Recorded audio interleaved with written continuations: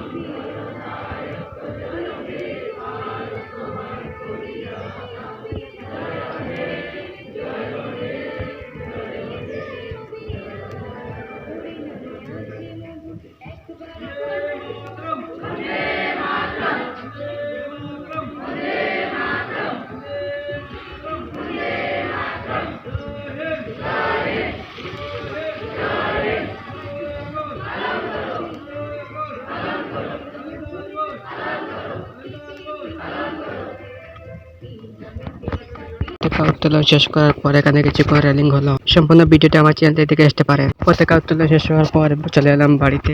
ভিডিওটি ভালো লাগে থাকলে সাবস্ক্রাইব করে দিবেন।